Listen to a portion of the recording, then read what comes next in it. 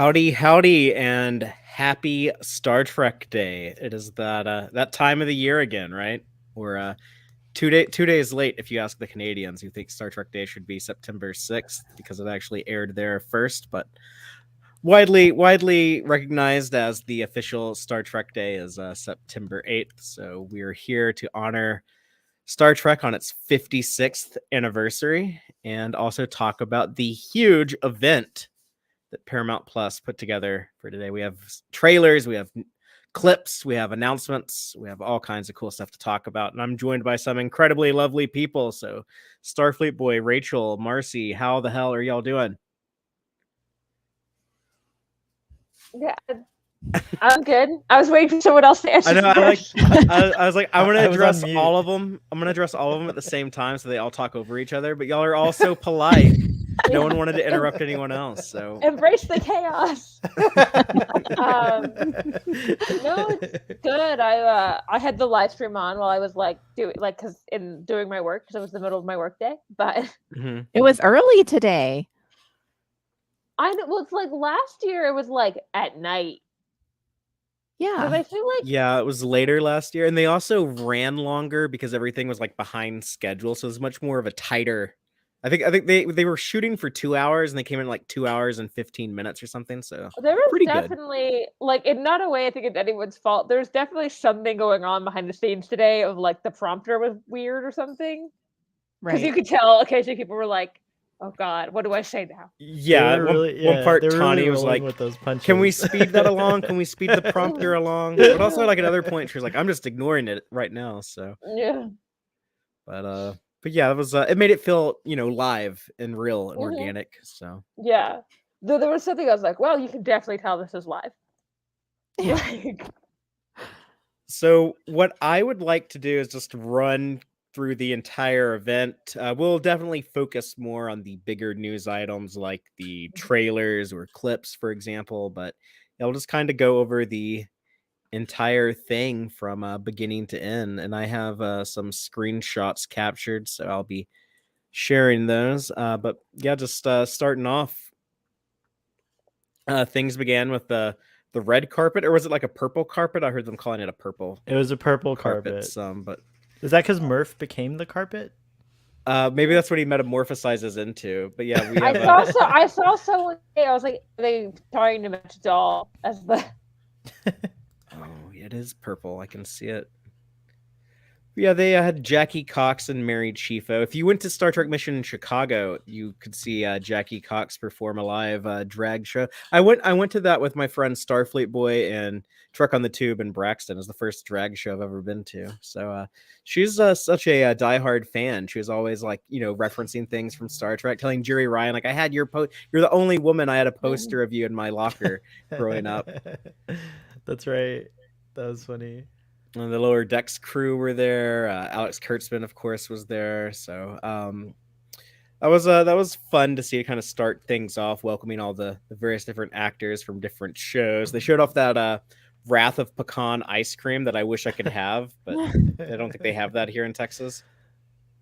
I forgot what brand of ice. Do you remember what brand that is? No. I don't think so. I've only ever seen it in pictures. But the main event was hosted by Star Trek Lower Decks, Paul F. Tompkins and what's her name? Tawny Newsome, of course. Before we get to that, I just got to point out, I was so happy to see Kenneth Mitchell doing a public appearance. I think he might be done with conventions now. So I would have to imagine that would be pretty difficult, but I really like that we're still like seeing him. He's so nice to make the effort. Mm-hmm.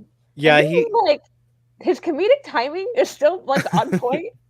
Which I was like, that's impressive. He's a great dude. That's like the coolest things I've ever seen, like any Star Trek convention or anything, is just like hearing him speak and talk about how he's so grateful to be able to spend like these last few days of his life, however much time he has left. It's kind of a struggle for him just to keep going, but he's spending it with the Star Trek fandom, largely because he wants to show how great of a fandom it is to his children and kind of like pass that on to them. And I think that is very very moving. And I always want to like tear up when I start talking about him or thinking about him. But I got to talk to him in person at Vegas last year. He was a great dude then, and yeah, just really cool. So happy to see him still getting out and about. I know it's really hard for him to do that. But yeah, I guess on a less serious note, they also had some music provided by what was his name? Reggie Watts, right? The musician. It's Reggie Watts. Yeah. Okay, I was unfamiliar with his work. Very surprised. So he is like he's like the band leader on is it the Late Late Show? Is that what? Yeah, Craig it's Ferguson's Fallon, show? Jimmy Fallon, right? No. He's on Craig Ferguson. No, that's Craig Ferguson. Ferguson. Most notably, Gordon or whatever. it's he's on a Corden Oh, show. James Corden. Okay. Most notably, Corden, yeah. he's on a show that's on CBS. Well, there you go. Yeah. Yeah. Not a surprise. I love Reggie Watts, but I was very surprised to see Reggie Watts today. I think his music was a little divisive. Some people thought it was a little too weird. I was okay with it. I was digging it. Yeah. I was digging it, but I also am familiar enough with Reggie Watts to be like, yeah, this is Reggie Watts' music. Like this is his brand of humor. Wasn't he also part of a series that dealt with like racism on CNN or something, where he would go and there was something. Maybe I'm confusing him with someone else. Which see right here in the live audience, I have proof of the divisiveness. Yeah. Donnie Pearson says, "I love Reggie," and then Boat Wreck says Reggie Watts was awful. So perfect example. Thank you for proving my point. But yeah, he did a few like wardrobe changes, different Starfleet uniforms, and I don't know. I kind of thought like less might have been more. Like I felt like the more I saw of him, the less the novelty of it all. And then he was on Comedy Bang Bang as well. That's the other thing. Oh, okay. But they like relying on the comedians. Paul F. Tompkins and Tawny Newsome were pretty funny. They're doing all this live and kind of off the cuff, but they did a decent job presenting things, keeping the mood positive and upbeat. They were pretty awesome, considering it looks like there were quite a few little technical glitches. Yeah. They really wrote it. Rolled with the punches, so to speak, and just were funny as heck. Like I can't wait to go. I was doing a commentary while it was airing, so I didn't hear everything, but I can't wait to go back and kind of watch it and appreciate their jokes a little bit more. Then who was the makeup dude they brought out? Who he had worked on Deep Space Nine and is working on Star Trek now on Picard. But I didn't catch his name. I didn't recognize him. I caught it at the time, and I've forgotten. Was it James something maybe? That. I'm looking it up right now, Father, because I can't remember the last name. I got excited. I got so excited when he said we're looking for someone in the audience to do Romulan prosthetics on, because I knew my friend Giraffe, who is the biggest Romulan stan in the Alpha Quadrant, was in attendance. I was so excited to see Giraffe. Yeah, I know, so good. James McKinnon and his wife was there helping him too. Okay, James McKinnon, and he's the chief makeup artist for Star Trek Picard. Cool. That makes sense, because Picard has done such a good job of bringing back all those legacy behind the scenes people for season 3. We'll be like the Okudas and Doug Drexler and Dan Curry and Jeff Mindell and just tons of. So yeah, I'm not surprised at all. They got one of the DS9 makeup, someone who like literally learned under Michael Westmore, I'm sure. We'll have more pictures of Giraffe later when she gets in the Romulan. I was with Tawny Newsome when he said, "How long have we been doing makeup?" And she's like, "You do not look old enough to have done that." Oh yeah, for 20 years. Yeah, and I was like, "What?" Like. Well, the first big panel, though, I think the one that most people were most excited about, Picard season 3. We have the season 3 trailer we'll get to. I don't know. Probably should have like saved this for later in the stream because this is like the big thing that everyone wants to hear about. But let's just go ahead and get into it. By the I kind of way, Father, you have wondered, a like, stowaway on your podcast that just popped in down there. Oh, I don't do know if I? you see him. Yeah, he's our friend here who's stowed away on the on the Starship Oh, Texas. I see. Yes, Robbie, Earl Grey Trekkie, how you doing? Good, yeah. I didn't even see you pop in. Yeah, excited from all the news. Well, Robbie, we were just about to talk about the Star Trek Picard season 3 trailer.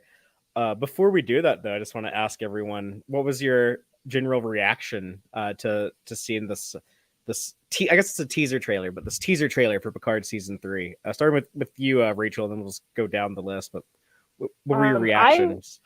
I was really excited. I like TNG is the Star Trek I grew up on. So like seeing everyone, like I knew I would be excited to like see all the TNG people, but it was like seeing them all band together, and I was just like, hell yeah. It's exactly what I want. Yeah. Marcy, what about you?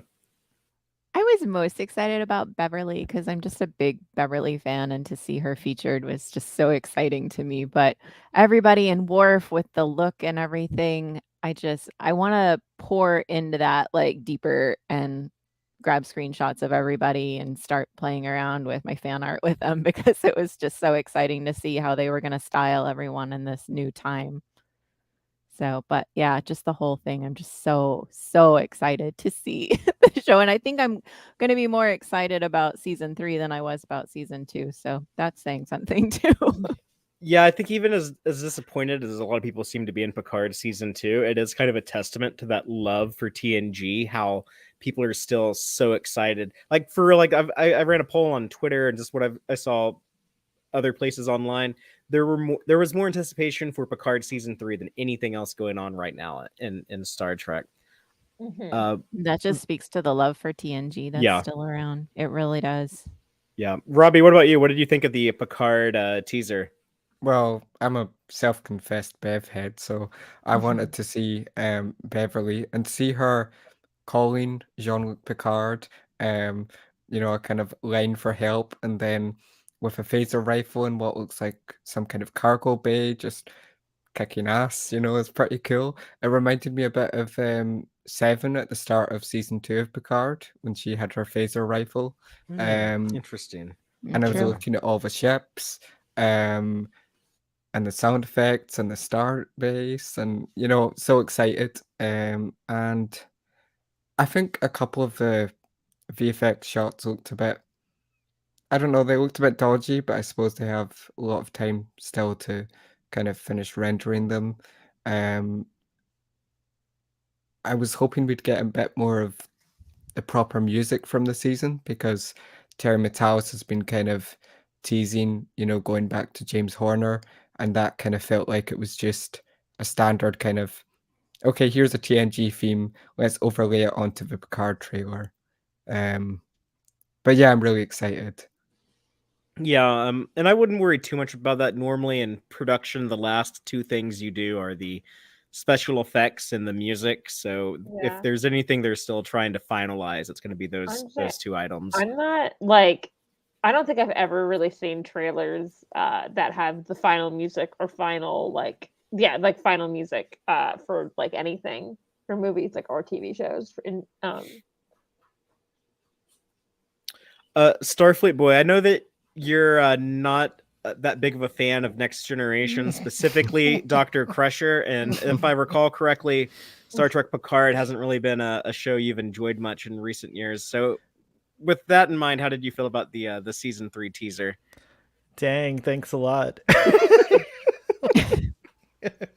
No, my head exploded. And then they had to clean it up, rebuild me, and then it exploded again. I was just like in total awe of seeing these guys. I kind of echo. You guys have kind of said exactly how I feel about the trailer between all of you, so I'll just add that like as far as a send off is concerned, I want to be very careful because Sir Patrick Stewart insists it's not a reunion. So as far as a send off is concerned, and another mission with these guys, I think for me that's like the greatest thing I could wish for right now. I loved his explanation of that, by the way. He says, it's not a reunion, it is an essential gathering. An essential gathering. That's I know right. they were like joking. I was like, oh yeah, they're not just like sitting around having a beer, and I was like, I'd watch that. Like, I'd watch that too. It's true. Yeah, I guess he thinks like reunion sounds like kind of boring and passive. Yeah, I guess so. But yeah, seeing all these, and I love that the teaser, and it's appropriate that it's a teaser, has all these like little teasy kind of moments. We get the idea now that like Dr. Crusher is perhaps by the main antagonist / villain of this series is holding her. And by the way, Robbie, I thought of you when I saw that like NX class looking update. The fact that they're looking for a ship sounds a lot like the Hunt for Red October, and there's just like a lot of cool little things. And I know Terry Matalas is a huge fan of cinema in general, and those are some of the classics he's referenced in his tweets. I follow him pretty closely. Sorry, Mr. Matalas, I'm not a stalker, I promise. But but it looks like he's putting a lot of love into the series because obviously TNG or Star Trek rather, I should say, is one of his loves. So yeah, it shows. I think recently someone said about Lord of the Rings, you can see the money, you can see the love in what Terry Matalas is doing with his team on Star Trek Picard, and I'm definitely feeling that love. I just want to point out from the chat real quick. My friend Jill said the last few notes at the end sounded like the part of part of the new theme, and I'm psyched about it. And that would be really cool if like we heard that little bit of that already. I agree. The music was so good. Jill was also saying earlier, like, that she was really excited about the music, and same here. Like, again, Terry Matalas teasing, as he likes to do. Marcy, he teased a little bit of that. I don't know if you saw that tweet, but like he teased a little bit of the orchestra. Yeah, he is just dying for all of us to see this show. So he's pretty proud of it. February 16th. February 16th. Month of love. But let's just jump into it. The trailer opens with a ship shot. You were calling this like a new NX-01 or something, like kind of an NX style ship, with weird masked people running around, and yeah, we have action Dr. Crusher powering up the phaser. So and this is a message for Admiral Jean-Luc Picard. Oh my gosh. Yes. This is a message for Admiral Jean-Luc Picard. We need your help. And then we see Jean-Luc chilling with his old TNG era mementos and a Starfleet building being destroyed. Is that the Quantum Archive? It's not the Quantum Archive from season 1. Okay. I'm not sure what building this. It looks like there's a statue of someone right here. There's like a red statue. But yeah, it's not the Starfleet HQ we've seen, or the Academy they showed in season 2. Is it? I think it's something else entirely, but I'm not sure. Yeah, but whatever it is, it doesn't fare very well in this one shot that's in the teaser. So I don't know who our baddies are that are attacking. The ship design of the baddies, if that is them, is interesting. It's latched on to that mystery ship that we saw in the beginning. In this scene here, you can see it's like latched on, and there's seems to be an escort. Them attacking. Yeah, do you guys recognize these ships? Like, does it look familiar to you guys? That is either a new ship or a stow design I'm unfamiliar with. I'm talking about. You mean I'm talking about like the potentially the other ships, not the. Oh, I have no idea what the baddies. Yeah. Their ships and their masks. I have no idea what they are. I think they might be something new. Yeah, I feel like they're either something new or something they don't want us to know yet. So they're being very vague on purpose. Yeah, they want to save some stuff for the bigger trailer. I'm sure we'll get in October at New York Comic Con. They were doing like a clicky thing, like insectoids, perhaps. Oh, is it the people from Night Terrors? Or is it Night Terrors? Not Night Terrors. What's the with the table? Schisms, right? Schism. Yeah, the other scary one. They've gone right back to conspiracy and TNG episode. Bug people. Yeah, could be. We have Jonathan Frakes though also has some dialogue in here. Patrick Stewart says to him, I need to find a ship," and then Frakes as Riker says, "We need to find a ship," and they have this conversation about I can't ask you to put yourself in danger, and Riker says, "Since when? John Luke, wherever you go, we go." Loved it. Love that. Oh, Look I at what love- he's wearing this hat. I got mine on too. Yeah, he's got his French true. cap. Wears it around the vineyard sometimes. It's like a farmer's cap. Yeah, very European. Yeah, very, like it's his flat cap. Yeah, flat cap. That's what they're To be actually fair, called, right? Yeah. I have well, because I either call them that, or in America this one is called newsboys caps. Yeah. because Oh, newsboys newsies. used to wear them. Yeah. I saw someone Yes. call it a boondock cap, but I've never heard that other than Oh, that I've one never- person, so I'm not sure Yeah, if that's that's- legit. That's probably like how we call it a newsboy cap, and it's like from like a historical thing. I feel like that's probably a similar. Don't Yeah. in Ireland they have a hat like that, but they call it a paddy hat, right? Oh, okay. Oh. Have they got a hat like that in Scotland, Robbie? No, Oh, not really. Alas. They wear beanies. What's that? If Robbie is any example, they wear beanies Yes. very often. Do you think? Sorry, on you go. Oh, I was gonna say I've noticed flat caps that are popular with men who don't have a ton of hair, so it doesn't surprise me that Patrick Stewart would wear one. Yeah, good for hiding the baldness. Yeah, I have a backup plan for my hairline if I ever go totally bald. It's like I already wear a cap all the time, so no one will notice if I continue to do that. So I did a search: paperboy cap, newsy cap, newsy, flat cap. We have all the options here. We can't I'm decide gonna, what to call you know what? it. I'm gonna start calling it a Picard cap. That's my name. Picard cap, A kind of Picard like cap. how that a Sherlock Holmes hat is a Sherlock Holmes hat. even Well, though, it's a like, deer stalker, but yes, it is a Sherlock Holmes cap. Oh. it's always Well, associated with Deerstalker that out of fictional nowhere. character.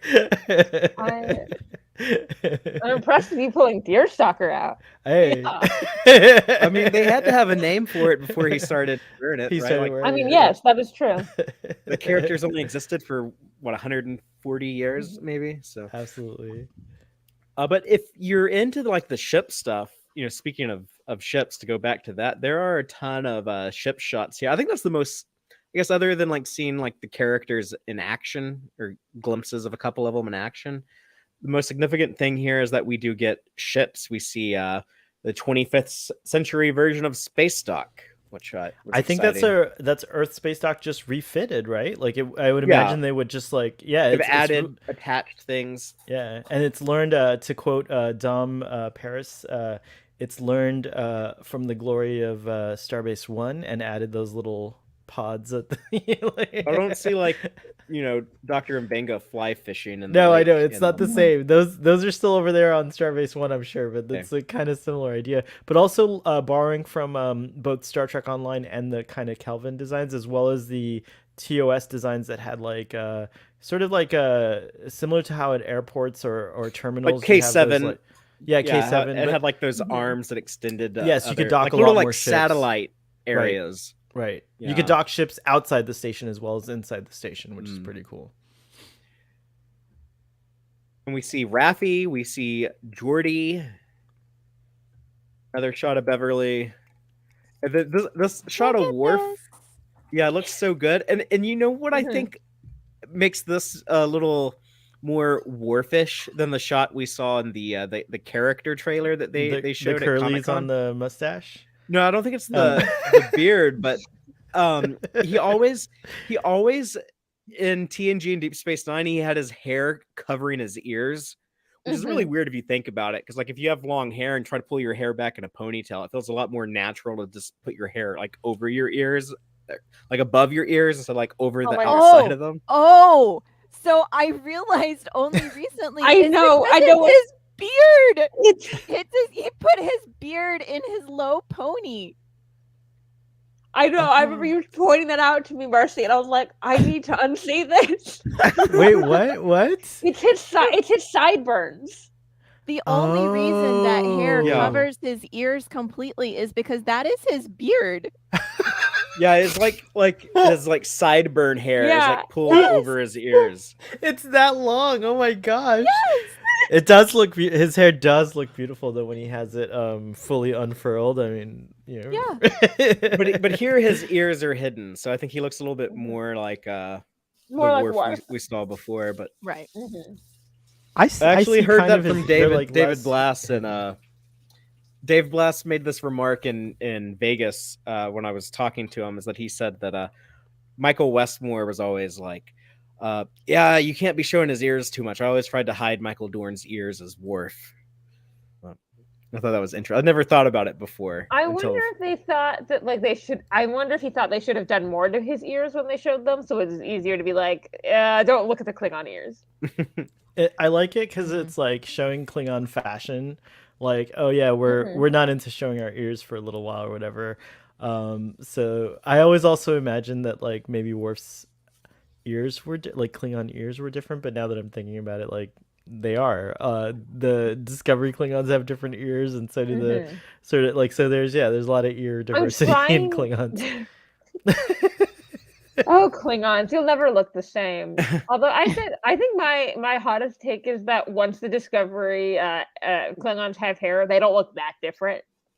No, really they definitely don't. don't. You're right. Yeah, Their like, their nostrils still kind of stand out. their nostrils are still like they are not exactly the same, but once they have hair, I was like, these definitely look like the same creatures now. We also got a shot of Counselor Troy and another shot of Riker. By the way, Riker looks so good. Well, Riker, sorry, Sir Jonathan. Jonathan Frakes looks so good. Yeah, I he really does. He looks better than he did in Nepenthe. Like I think he might have like lost some weight, but he also seems like a little bit more. He's got like that Riker swagger. He's got like that Yeah. Riker energy. When I he know, says hello there's beautiful in this scene, right? Yeah, Like, hello, Yeah. That was beautiful. such Oh, a yeah. Riker moment. that shot, I was just like, oh right, this is why I had a crush on this character when I was a kid. like And it's one of those like the beauty shots of a new ship. It was exciting watching this because I'm like, oh, is it going to be like an Enterprise? Is it going to be what's it going to be? But it turns out it is a new Titan. So this would be the Titan A, I would guess, right? It probably doesn't have an A. They Gotcha. I've only done that with Enterprise and Voyager now, and I guess Discovery, even that's still the same ship. But I think it'll be a Stargazer situation where they it has the same name, but they don't add a letter to the same registry. But this I'll have to go look for the tweet, but I could have sworn I saw Cherry Metalis confirm that both things, that it's called the Neo Constitution class and that it is the Titan A. But I'll try to find that.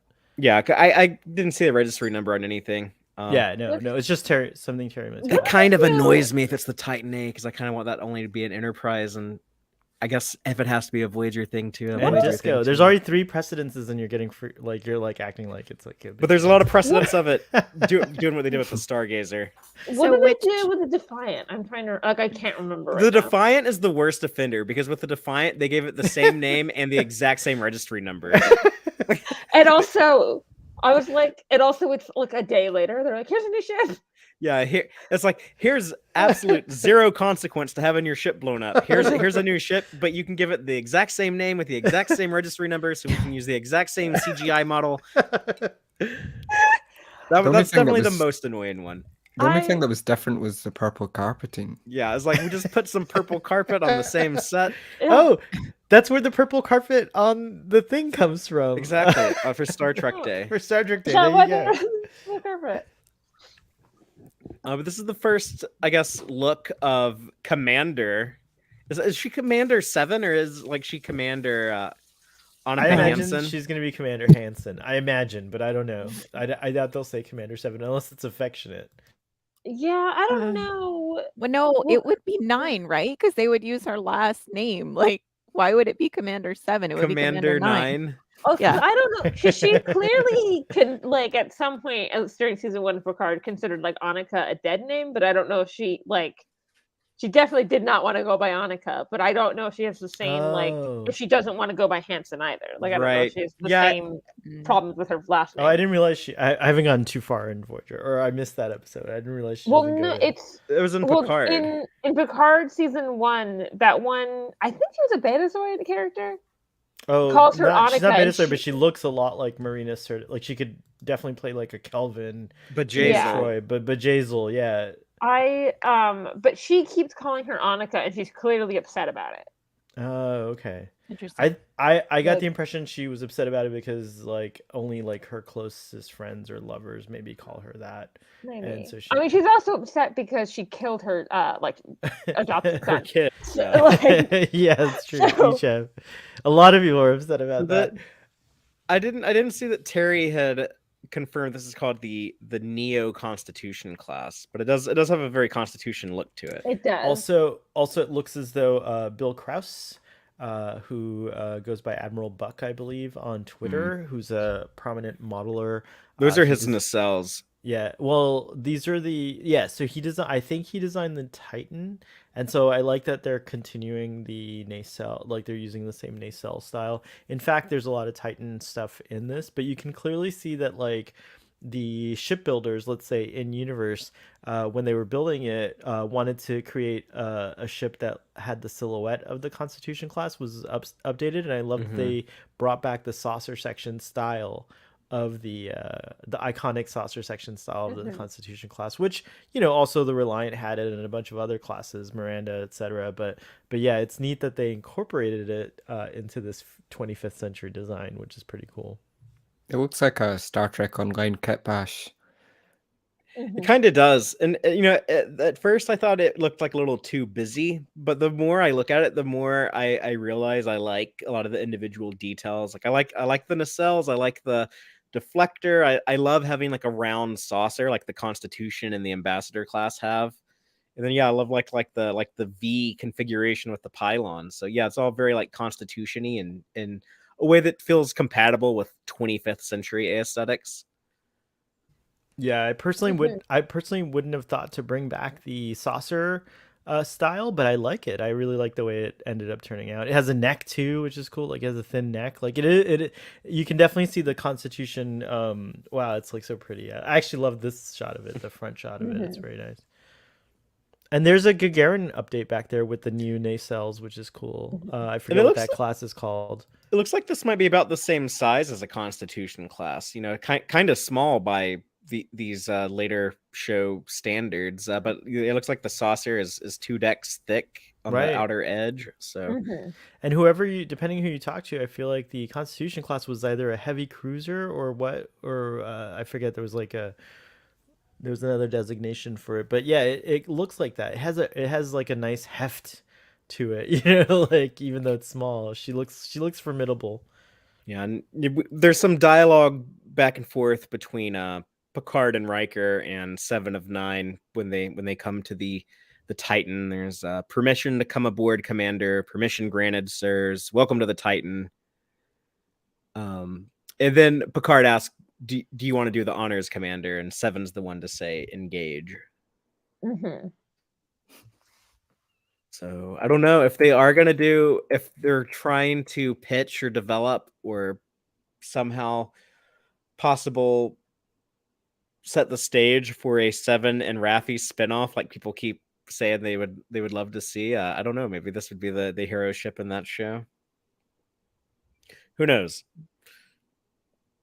I think it's going to be interesting because I assumed 7 would take Stargazer as her ship. So yeah, it is cool that too.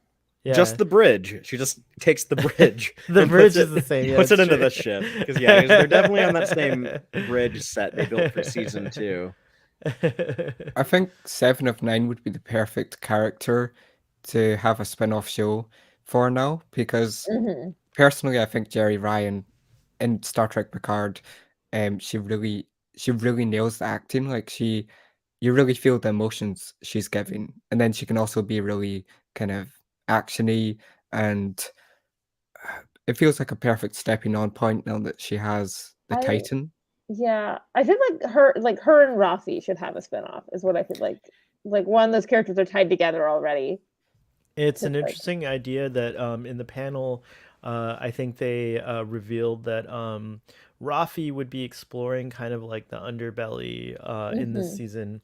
And, you know, with her background in Starfleet intelligence, we kind of surmised in our Trek Central stream that, you know, maybe that's like the kind of angle that we'll be getting, that, you know, hopefully if she's still in Starfleet, I don't know. Rafi's got a rough time with Starfleet, but you know, I kind of want her to still be in Starfleet, but it all kind of ties in nicely, I think, to have that. If they're able to, one hope that I have is for Rafi's kind of like conspiracy theory aspects or arc to wrap up, and maybe she has like a reconciliation with her son during the series. I That think would be a nice if really they nice touched thing, that. yeah. I would like If that. touched up yeah. on that again, yeah. Yeah.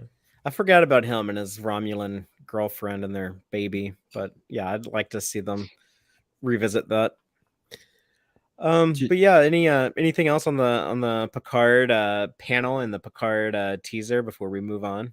Do you think it seemed like Beverly was in trouble, or she'd stumbled upon something that maybe got her in trouble? And then do you think Riker and Picard and the crew are going to save her? Yeah, Or 100%. That's I think what it looked like to me. I'm not sure, because Gates McFadden has commented on like Crusher having like a pretty big role in the season, and it sounds like we're going to be introduced to her very early in the Yeah. season. And Well, other Well, characters. she could Well, have a they- big role in that she's our primary glimpse into this villain's heart or, you know, motivations. If So in she's fact going to be she's hanging the- out with the baddie. Yeah, I kind of know. like in that episode where she got kidnapped by the terrorists in TNG. I was you know? thinking that terrorist Yeah. with the most New York accent I've ever heard. That's right. That's right. But I got that vibe from it, Robbie. Yeah. I don't know if you I got don't that know. vibe. I also feel like what we're probably, because this is pretty common with like TV shows, we're probably only seeing clips from the first like 2 episodes right now.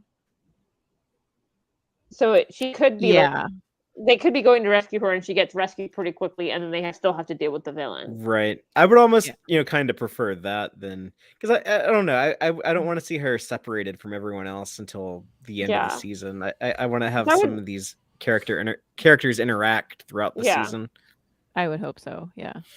it's funny because Terry Metalis has given us so much information, but it's not made it any easier to really Figure out figure what's out happening. anything. Like, It's just like a big Isn't that puzzle, the and we don't best? know where That's the actually- pieces connect. Yeah, that's know. actually the best. I love ciphering stuff, but I love not being ahead of the makers. You know, like I Right, love that- right.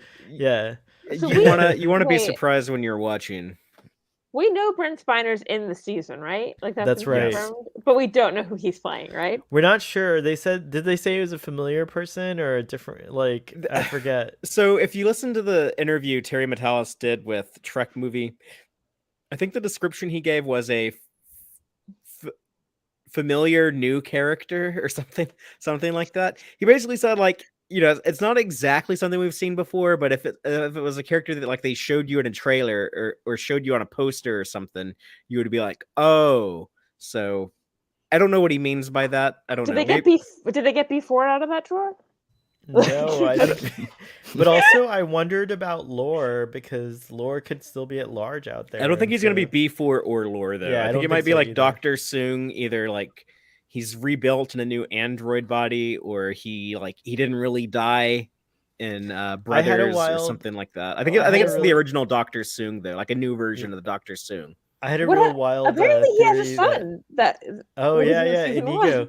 Inigo. I had a real wild theory that Juliana Tamor is still alive, and maybe after a while, or because of her encounter with Data, and remembering Dr. Soong, maybe she builds like a Dr. Soong android or something like that. So I don't know, but that's wishful thinking. I know the actor is still living, and I think still Wow. performing. So yeah. Cool. Well, let's move on to after the Picard trailer. They did like this little like, I don't know. They did like these different sizzle reel videos. I just noticed I popped up in one of them. You there's and me with Trek a on the Trek Tube. on the Sean. Tube. Yeah, that's cute. Yeah. No, I saw a couple like like friends from TikTok in them too. Yeah, it was pretty cool. Yeah, so that was from Mission Chicago. But let's talk about Star Trek Discovery Season 5 and our set tour that Wilson Cruz took us on, which didn't show a lot, but I was surprised like how unfamiliar I was with like a lot of like how like the outside of these buildings and stuff look, where they've been shooting in Toronto since 2017. But, I know. I was just like, they look so unassuming. But yeah, they were promising an action-packed season 5, and it looked like a lot of action-y stuff happening on the sets. You know, like stuff blowing up and smoke machines, and Sonequa Martin Green being sweet and happy and joyous as always. I guess they were shooting episode 4 of season 5. It was a script by Sean Cochran and directed by Lee Rose. They didn't give away any spoilers, but we got to see, I guess, kind of like a slice of life, like the Discovery actors. They have a little hangout area out by their trailers called Margaritaville, and we saw Blue Del Barrio and Mary Wiseman. So confirmed, Tilly is in season 5. They hadn't actually like said that for certain or not for sure. You know, we didn't know how big of a role she was going to have. So at least like around the time they're shooting season 4, she's going to show up. So that's a good sign if you want more Tilly. I was like, it looks fun to chill there. Like with Blue Del Barrio's dog, Beetle. I always want to hang out with dogs, so. Yeah. I like the tour of the captain's quarters. There is like some close-ups on some details we hadn't seen much, but Wilson explained that Sonequa was involved with the design and wanted to have strong African influences in some of the decor. So I thought that was interesting. I don't know if I'd ever put that together before. Yeah, it reminds me of like when you would see Sisko's quarters. Yeah, he had some of that influence also.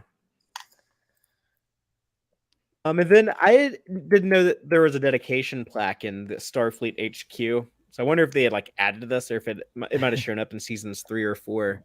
You can't see it though. I mean, I'm glad you read it. Oh, there you can see it better in this screenshot. You got some nice screenshots there. Yeah. So it's the Uss Federation Pax Class NCC 325002. Peace class. I like that. Pax class. Yeah. PAX. Yeah, that means peace in Latin. Oh, okay. Yeah. I know there like the was Pax like Romana. they showed one shot of it where I was like, "Is it supposed to be blank?" And the camera moved a little bit. I was like, "Oh no! Apparently, there's words there." There's a lot of glare on it too, and a very shiny set. Yeah, the 32nd century Starfleet. They're like the shininess. But it had the quote from a Sarah Williams poem, which I believe is called "The Old Astronomer," but it felt very appropriate for Star Trek. The quote is, "Though my soul may set in darkness, it will rise in perfect light. I have loved the stars too fondly to be fearful of the night."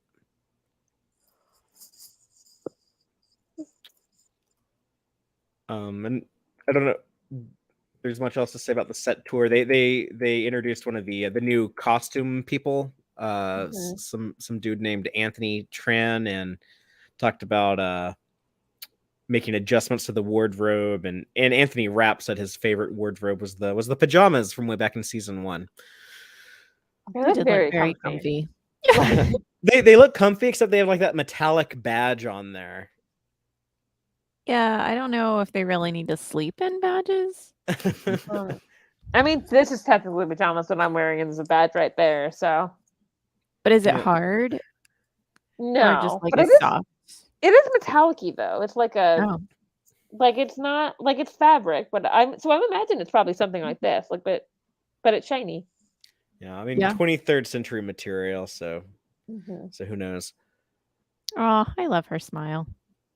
Sonequa Martin Green's smile, like sometimes when I'm taking screenshots like this, like I see her smile and it like triggers something in my brain and it makes me smile. And then I noticed this happened in real life in Las Vegas. I was at a panel that she was on, and I tried to take a picture, and I zoomed in on her face when she was smiling, and I did like the same thing in real life too. So she just has like one of those magical smiles, I guess. Yeah. Y'all have any other thoughts or comments on the set tour? Because we have some other It's stuff actually to. it's actually nice to see. I gathered these are pretty new sets, these new sound stages, and I haven't seen stages this big in a while, like in behind the scenes stuff. So it looks like it's a huge operation up there at the Yeah. what is it? That's the Toronto the Pinewood. Yeah, Yeah. exactly. So yeah, it's pretty cool. But it makes sense now why a lot of the shows filmed up there have such huge looking sets and stuff like that. It's Yeah, and they look at all just that recently space. bought some more real estate for Wow. production. I don't know if it was Discovery or Strange New Worlds or another show perhaps, but they're adding on more and more up there, and they have the AR wall too. Mm-hmm. But yeah, after that, there's like a little bit more Discovery talk. They showed us this picture of This is cool. whatever the hell Michael Burnham is on here, but got the little Kelvin Star Trek Beyond, Chris Pine on the motorcycle vibes. What do y'all think? I love it. It's a sand snowmobile. It's like a desert snowmobile, a desert mobile. Yeah. No gin buggy.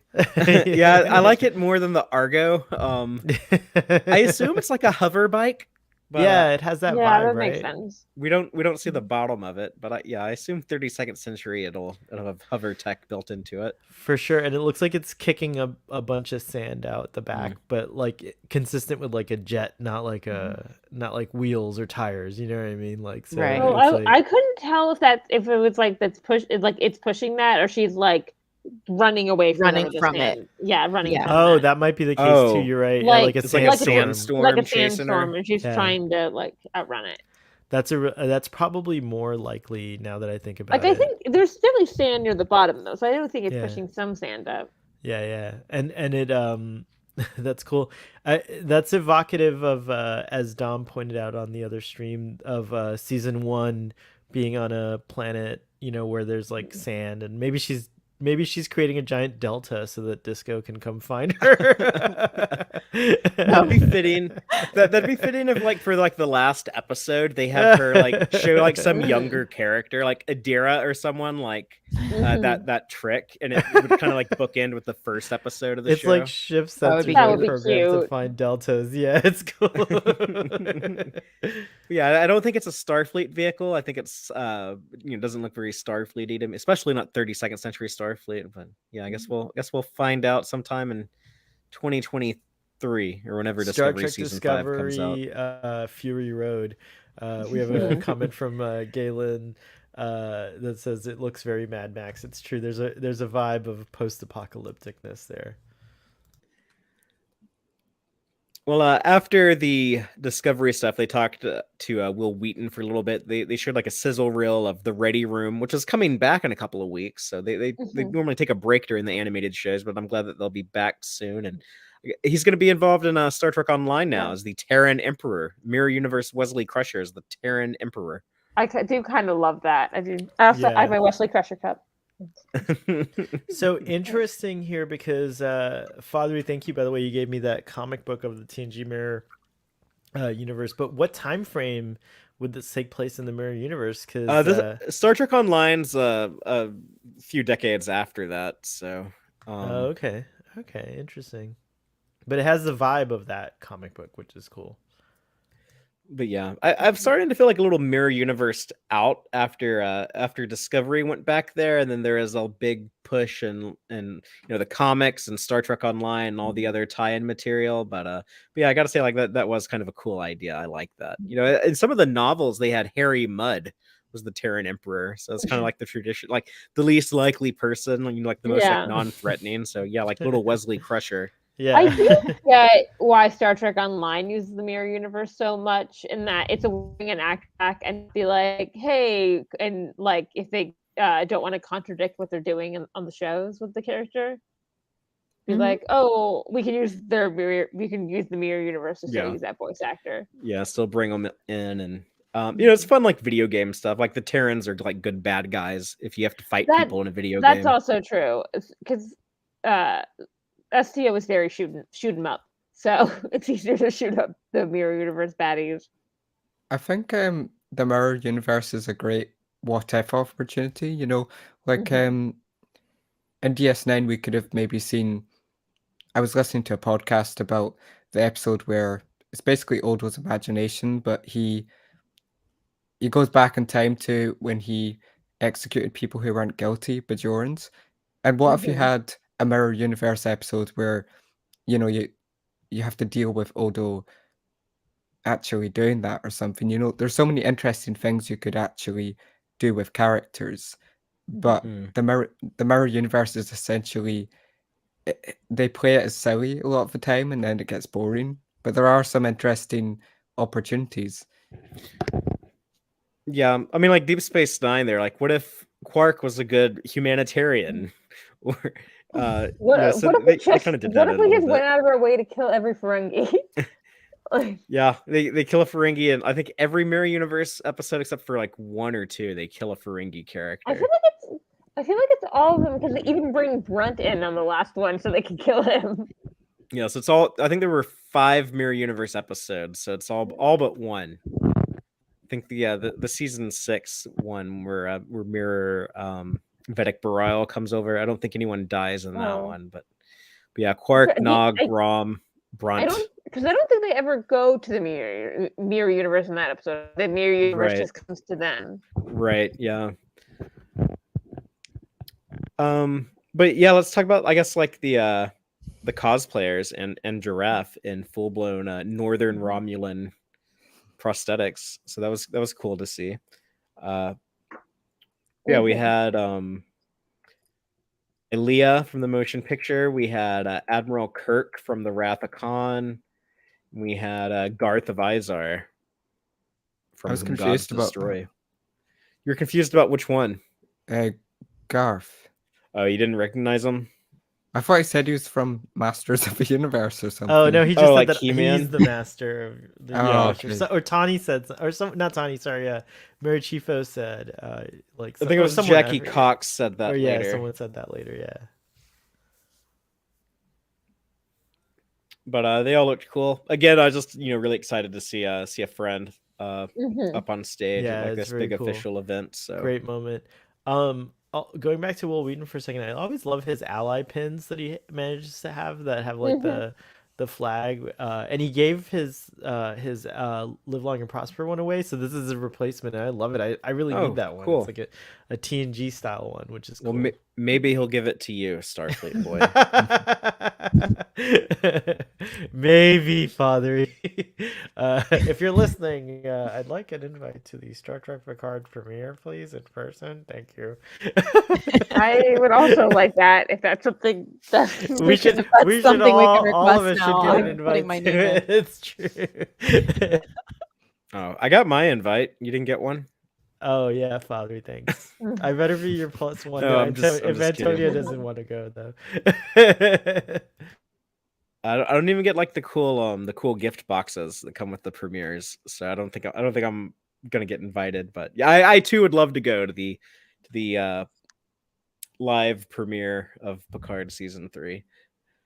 But instead of talking about that, let's talk about the lower decks panel with I was surprised they only had Tawny and Paul F. Tompkins and Noel Wells, especially if since Mike McMahon was in fact in attendance, but yeah, I guess they didn't really have any showrunners on. And Fred Tatasciore was there too. Yeah, he was doing the announcing. But like doing announcing. Yeah, they did. Right. Didn't they cut to him though for a few of this? They did. Of this? Yeah. But he just went yes, and then no one laughed at the joke. Yeah, that was awkward. But live entertainment is like that. Let's talk about like the clip that they showed though. So my theory, I don't know if anyone can confirm this, but they said they're doing a sequel to the Crisis Point episode, the movie episode. That's correct. On StarTrek.com, they have said the name of the episode. So it is Crisis Point 2 Parallax, I think is what it's called. Paradoxus, I think. Paradoxus, thank you. But yeah, so that's the full title of the episode. I think that's what this is. I think this is like Boimler's fantasy or something. Yeah. It's like his holodeck fantasy. Now I realize that for a second I thought this was gonna be the like whatever Boimler's off with Riker. I was like, I thought they were saying he has become captain. Or not, yeah. Yeah, and it would fit with it would fit either way, whether it's like his hollow fantasy or if it's actually happening. It would fit with kind of like how they introduced us to Vindom getting promoted so fast. Like it'd be funny if Boimler's clone that's better than him also got promoted really fast. Meteoric rise through the ranks. It's like... Chris Pine and Star Trek 09 go from cadet to captain in one day.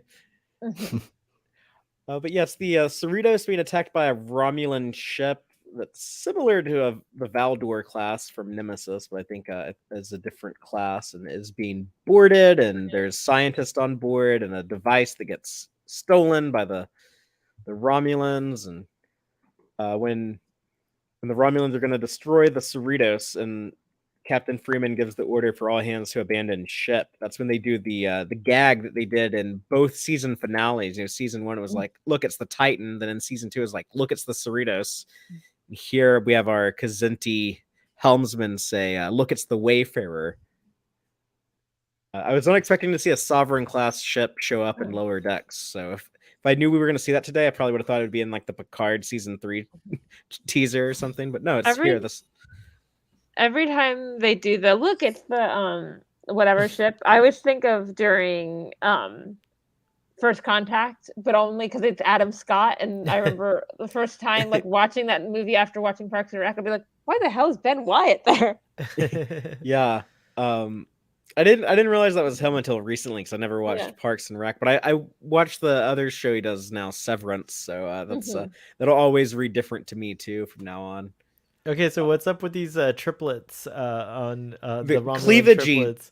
Cleavagey Romulan like triplets. Clearly a nod and one-upping to the Duras sisters. Yeah, are these like some Romulan sisters? And they all have like that skunk stripe in their hair, but it's a different location for all 3 of them. That's true. So yeah, I think they're going to be That's kind the of only way we're going to be able to tell them apart.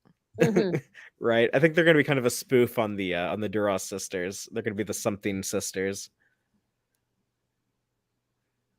But they're mean. They're deadly. They wanted to kill all of the Cerritos crew. Rude. What's up with Boimler's name though? When Shaq says "thank the prophets," and then Freeman is like, "No, think." What is it? Captain Bucephalus Dagger. So Bucephalus is the horse of Alexander the Great, so that's his name is Bucephalus Dagger. So it's like is that like the name that Boimler chooses for himself? 100% fantasy. It's gotta be. It's so I mean, it's like a cool name, but it's also like nerdy as hell. So it kind of makes sense for Boimler. I dig this variant of the Cerritos style white stripe uniform mixed with the like the Voyager DS9. The black and gray. Yeah, the black and gray. But with that white, it's very bold with that white stripe. I really dig it. That's interesting. And we saw this in the season trailer, and we see Rutherford and Mariner and Boimler like running around on a planet where like they're like disguised in like robes or something, but under the robes they have like this uniform, and we see like their rank pips. They're all like higher ranks. So I don't know if like I thought it might have been like a time travel thing. Yeah, I thought it might have been. It could be this. It could be Crisis Point 2. I think it's this now. Yeah, I think it's like part of in this story they all have like higher ranks. Either that or they are in the future. I don't know. But no one on the Cerritos looked older. They all looked normal. They didn't give like Ransom gray hair or make Shax bald or anything like that. So yeah, I think this is just all like a Boimler fantasy on the holodeck. I don't know if it was a red alert or if it is in fact a magenta alert, but I really like the magenta.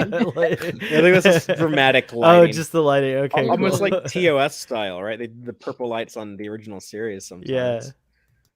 I don't know if it's supposed to be like a similar thing where it's like this is the movies. It's like the movies are always more well lit than the series. Yeah, there's always like you look at the Enterprise D bridge and Generations, it's lit quite differently than TNG. I was like, oh, they actually gave you time to light this, huh?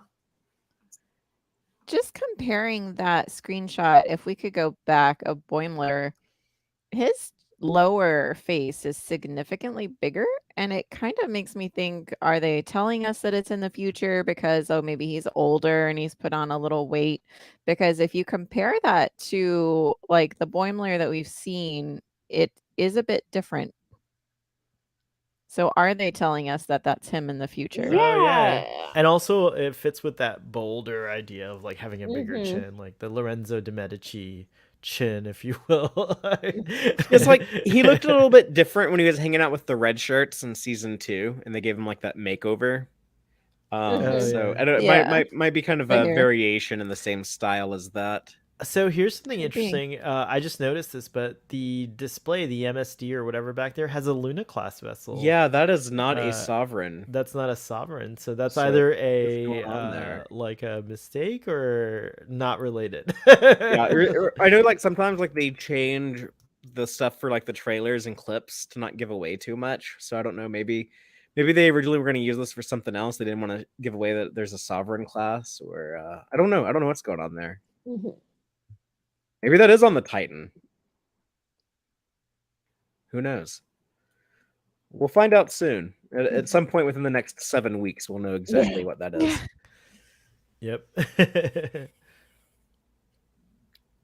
Speaking of 7 weeks, that's when we get The Prodigy premiere of back. Prodigy, yeah. Yes. So, anything else on Lower Decks before we move on in the clip? they Really showed? enjoying this season. I know we're not going to talk about it till tomorrow, Fathery, but I am looking forward to tomorrow's discussion of the latest episode of Lower Decks because it was pretty funny. It was pretty hilarious.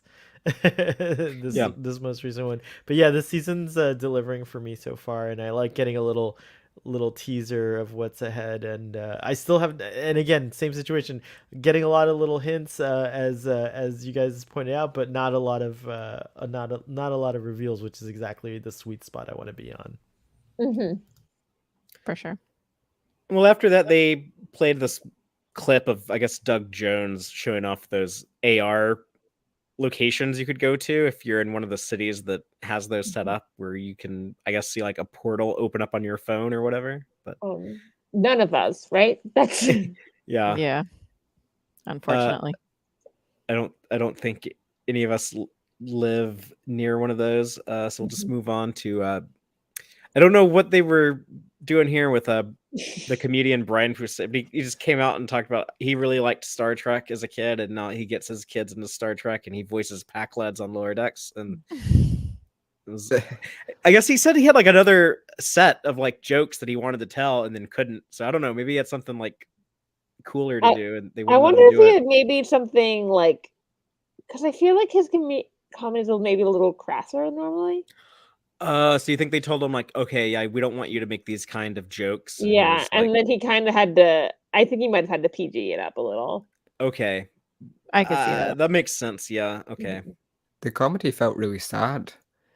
It felt like stale in a way, but I'm pretty sure I've seen I'm not like super familiar with his work, but Yeah, I don't know feel his like work, it's so I didn't usually know. like Yeah. a little snappier, a little. Yeah. I chuckled. I did. Yeah, I chuckled. But I don't know that I laughed out loud. Yeah, it seemed like an odd use. Nothing against him, but it did seem like a little bit of an odd use of their stage time. Mm-hmm. But they were definitely embracing the chaos. Yeah. I don't mean this in like a mean way, but I think he would be good at playing a Packlet in one of the live action shows. Yeah, actually, I don't mean it every way either, but I You're agree. not like I know. I got it. I don't think he's like a slow, stupid person, but I think he could play that well. Yeah. I mean, I probably could too. So I could play a Packlet for sure. I'm ready. well, let's Put me in. Put me in.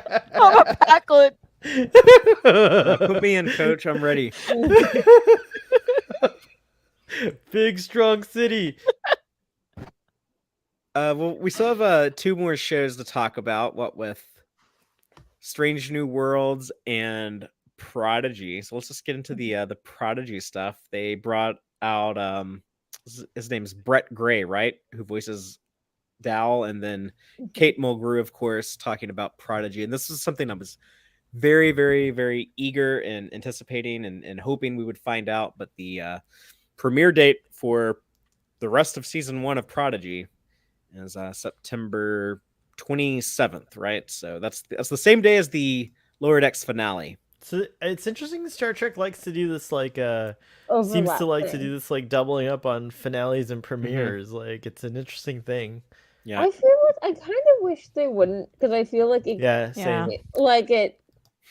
I feel like it doesn't give, like, you don't, then like the premiere doesn't get like all the, like, you Mhm. can't give all your attention to the premiere, or you can't give all your attention to the finale.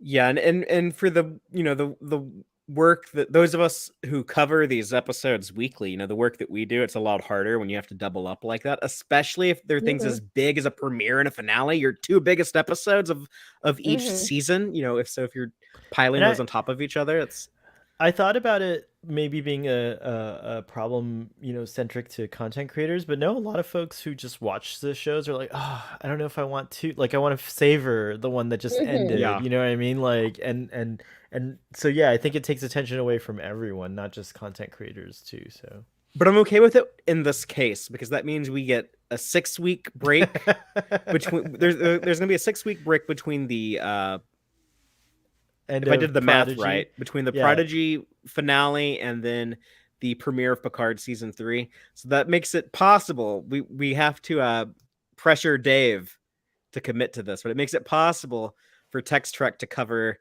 all of Deep Space Nine season 6 and 7 before Picard premieres, which is what I would love. I would love to do that. So hopefully, because that'll take us 6 weeks. I'll take 6 podcast episodes to do all 52 of those episodes. So Star Trek must be paying attention to y'all, and we're like, here's your chance.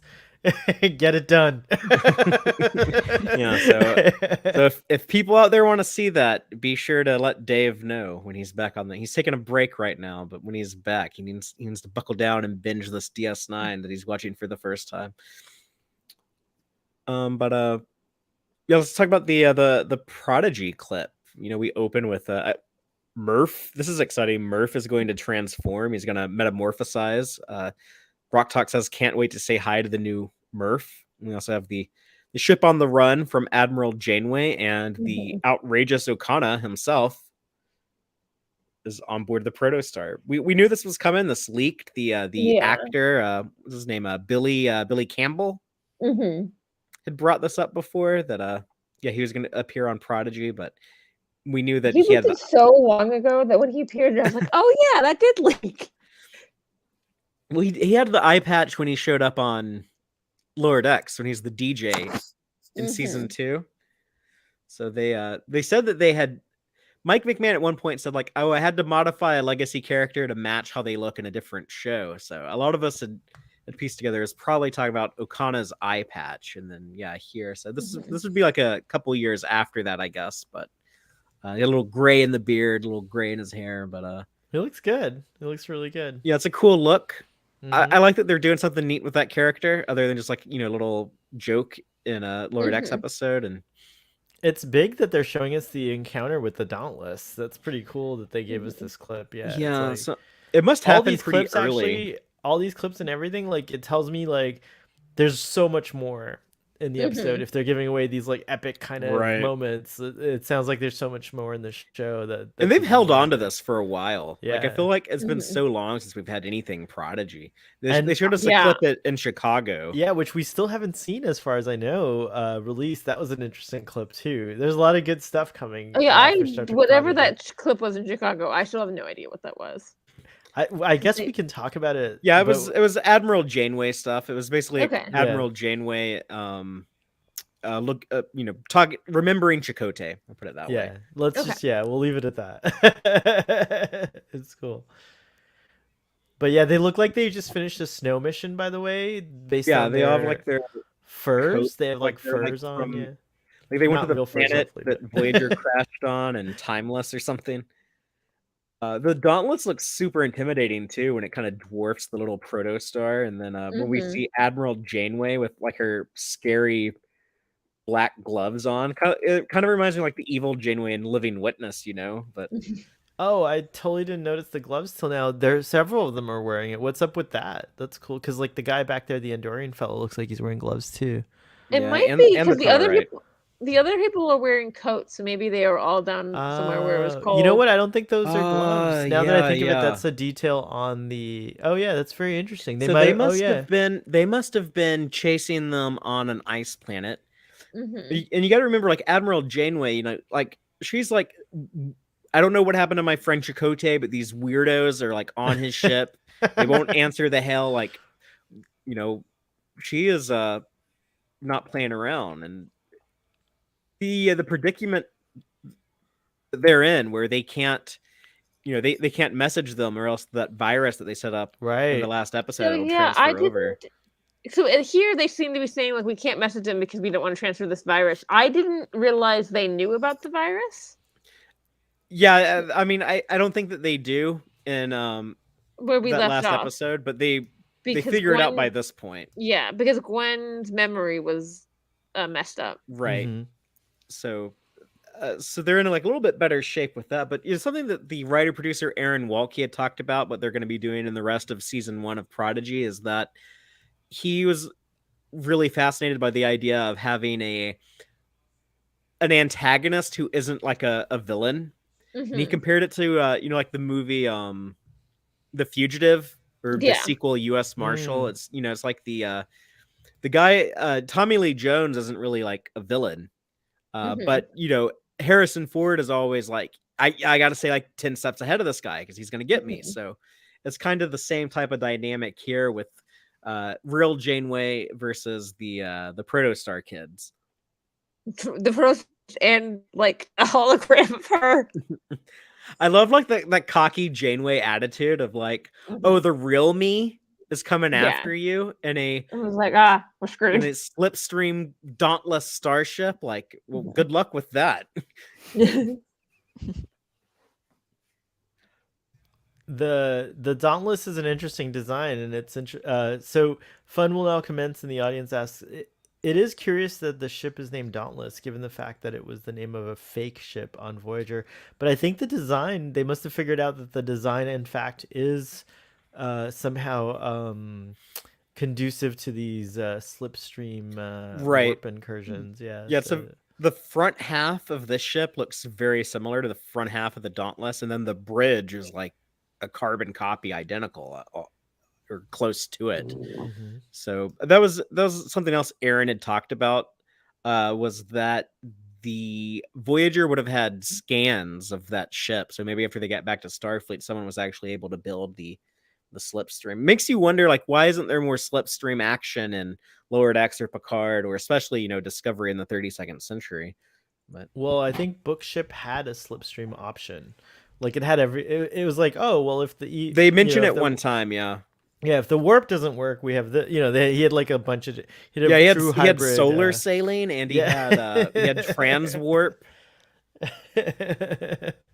Smart. But yeah, by the 32nd century, it sounds like slipstream was working or is an option.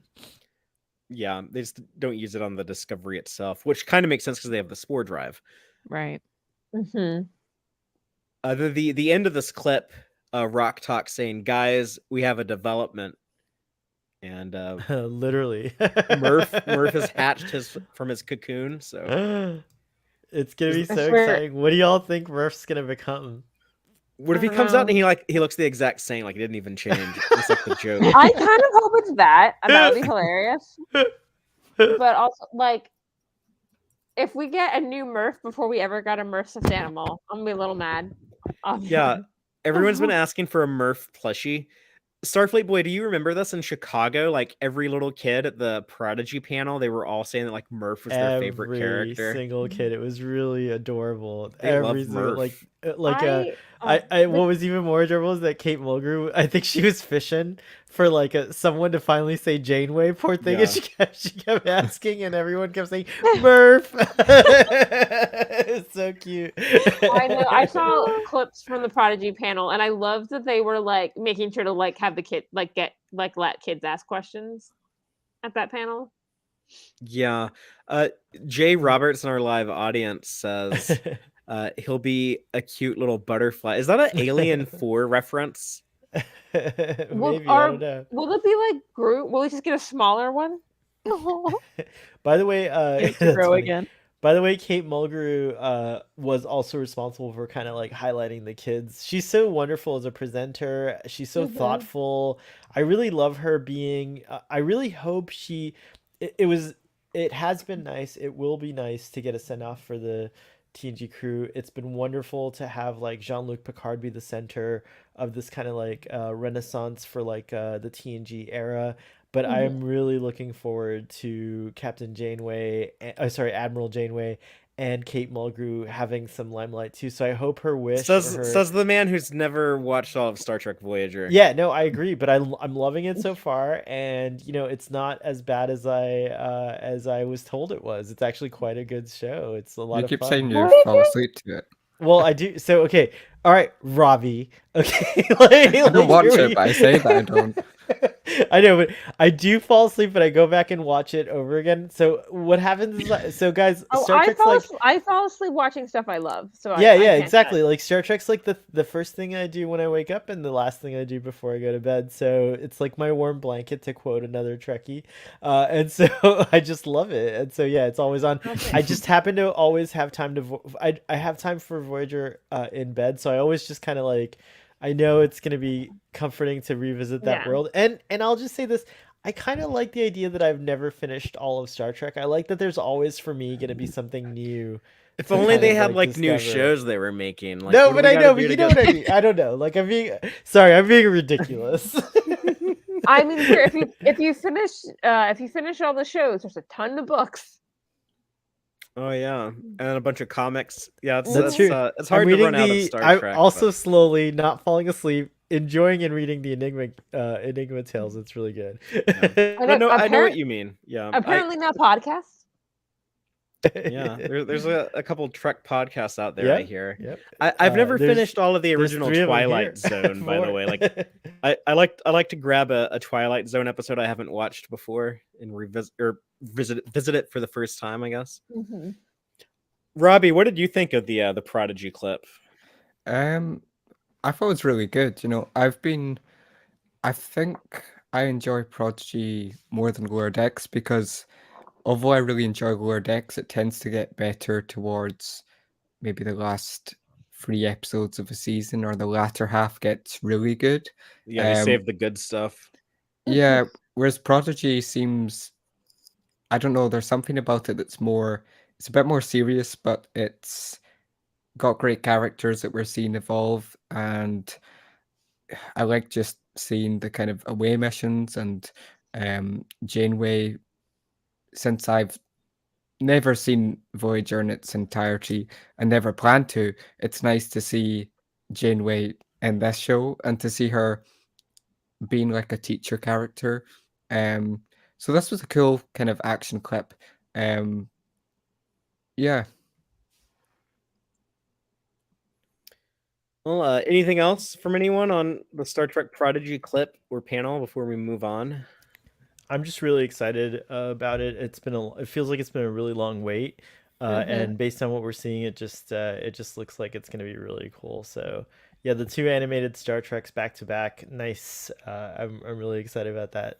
Yeah, I'm looking forward to them. Sorry, I just love the sound of Kate Mulgrew's voice, and it was just so like I've been watching the cartoon, and so you hear it, but it was fun to see it with her, with her face, with her actual face. And it was just very, I don't know, it was just a nice experience because, you know, she sounds different than she did in Voyager because people's voices change over the course of their life. And it was just so nice to put that together again with her in person. Yeah, it's fun listening to her. She's kind of an elegant speaker too, like not just when she's playing a character, but when she's actually just talking as Kate Mulgrew. Right. She had a really good panel at Star Trek Las Vegas that I saw, a couple of weekends ago, and it was really fun. There's such a love and attachment to that character. I think there's specifically, young women who like grew up in the 90s or since then that really like gravitated to her performance. And yeah, it was just it was really cool being in a room full of Trekkies and just seeing like how many people have so much respect for her, and the interaction and the rapport, and she has such like a confidence. Yeah, it does border on kind of cockiness at times, but she does come off as like so confident in a way that kind of like it just forces you to respect her. But yeah, I'm looking forward to seeing the adventures of Hollow Janeway and Admiral Janeway and the rest of the Prodigy cast. Sorry, on October 27th. And that's like, that'll take us out to the rest of the year.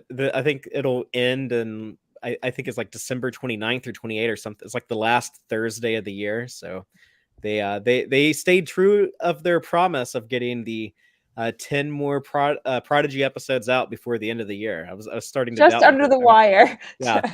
It's like literally the last 10 weeks of the year, but yes, they are coming this year. So very good. I love how even that one actor, he was like, what do people ask you about? He's like, when the second part is coming. Yes. Yeah. Well, after that, they did a little tribute video, which is, you can watch it on YouTube or on Paramount Plus now, but this little tribute to Nichelle Nichols, who we lost earlier this year. So that was kind of cool to see. And they had a moment of silence, and they had Alex Kurtzman come out and give a little tribute to her. That was the thing that they're doing this year with the hashtag Star Trek United Gives. They're donating to one of the nonprofits she liked to give to, which was the ACLU of Southern California. So, but after that, there is some more big news with Star Trek: The Wrath of Khan writer-director Nicholas Meyer confirming something that they've teased for a while, that they are in fact going to do the Khan miniseries that he wrote for, at the time, CBS All Access, but now Paramount Plus. They are going to do that, but it will be released as a podcast, as an audio drama. Star Trek Khan, Ceti Alpha 5. What do y'all think of that? This is a really cool and unexpected. I knew there were a lot of things floating around about it, but to see that it's going to come together this way, and just to get Nicholas Meyer on stage on stage, and just like talking about it, it's delightful. I am so excited also that Nick Meyer, who's such a famous director, is doing a project like this that's so different. We don't have a lot of audio dramas. We just recently started, I think, in Star Trek doing it with maybe in the past there were radio dramas, but as of recently, there's definitely, like with the 7 of 9 and Rothy thing, I think that worked really well. There were some Captain Sulu ones with George Takei, and there was some Nimoy and John Delancey did. The Q thing was an audio. That was an audio drama originally. I didn't realize that. Okay. Yeah, I thought they did it as like a stage thing. Like I thought they did, but you could buy CDs of it, so it technically would count. Reminds me of they have like a lot of stuff like this for Doctor Who. Yes. Yeah. Big Finish. Famously. Most people I know that are big Whovians are just Robbie. You listen to? I know you love Doctor Who. Do you listen to those? No, I don't actually. I've not ever listened to any of them. I've listened to one or two. Like I have not listened to a bunch of them. So, but I think this is a really cool way of expanding the universe in a way that will not cost as much money, obviously. Right. Which is the reason why they didn't want to do a miniseries, because they're like, we don't want to take the time to build sets and wardrobe and everything else if we're only going to get 3 hours of television out of it. And so I'm glad we're getting this story, but also I wanted to see it. So I am disappointed, but I'm trying not to be. I guess I'm gonna say that.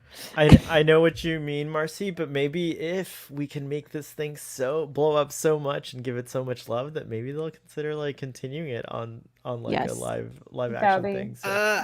I think this actually is best case scenario for me, because it makes it a little easier, like recasting Khan, because that was one of the things I was hesitant about. Is like I think he's going to be like one of the harder characters to recast, especially after a lot of people might say that they misstepped with Benedict Cumberbatch. So I think there's going to be even additional pressure. And yeah, Ricardo Montalban's a tough act to follow, but I think if you're just casting for the voice, I think that might make things a little easier. It might make it Yeah. easier for me as a listener to buy into it. So I'm so used to recasting now, and I actually appreciate it that I'm 100% down for, even in this audio drama, to cast an actual person from Asia, an Indian, a Sikh.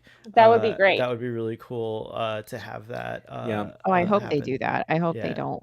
Yeah.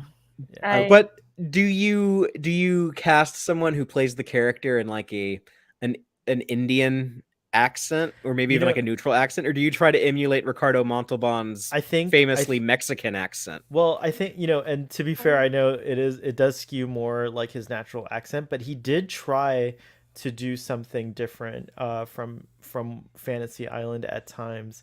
But that being said, I'm not attached to his accent being associated with Khan. I'm 100% happy to hear a new, like a more, I guess what you would say is an accurate accent or dialect or whatever. So yeah, I'm okay with that. I mean, don't get me wrong, Ricardo Montalban is iconic in my head. That's who I see when I think of Khan. But I'm okay. He's done it. He's done a great job. He's it's there. That performance can always be viewed and retrieved. So I'm all down for like a different interpretation of Khan.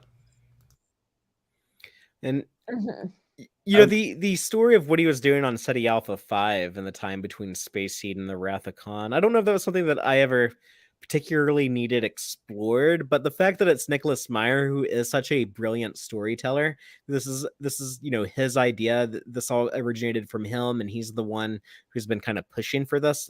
That does excite me, and so I'll definitely be checking it out. I don't know if it's something that like we will cover on Tex-Trek. I don't know if this will be treated as like real official canon Star Trek, or if it'll just be like, a weird side project tie-in, like, novels and comics and everything else. But it's definitely something that I'm looking forward to.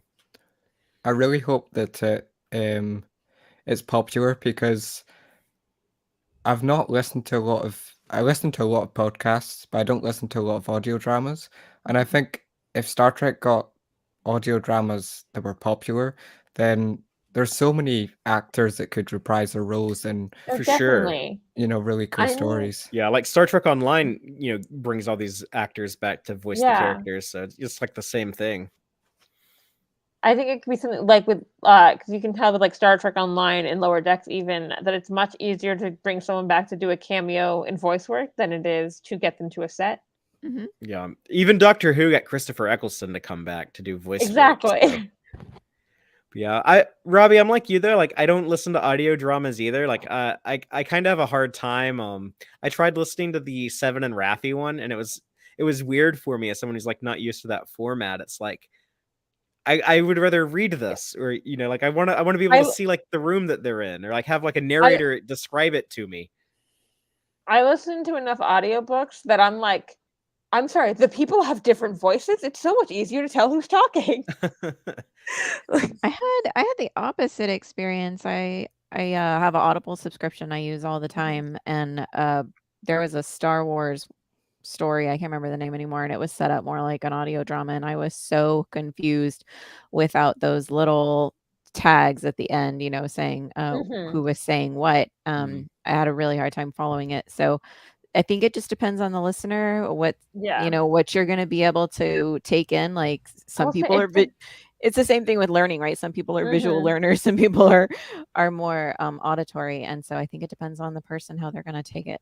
There was one, as I listened to an audiobook of the book North and South, which is long and Victorian, and half the cast has northern accents. And there was a conversation going on between a mother and daughter who were both, there's only so many northern British accents as one person can do. And I was like, these are the same voice, and I can't tell what character is talking. They're talking to each other. I'm like, hope this seems not important. That some of those have, like, if they were reading it the way it's written, that's very, very old English. Yeah, some of it, it's like, I mean, like northern, like English grammar is different than right. That. So yeah, there was some of that too.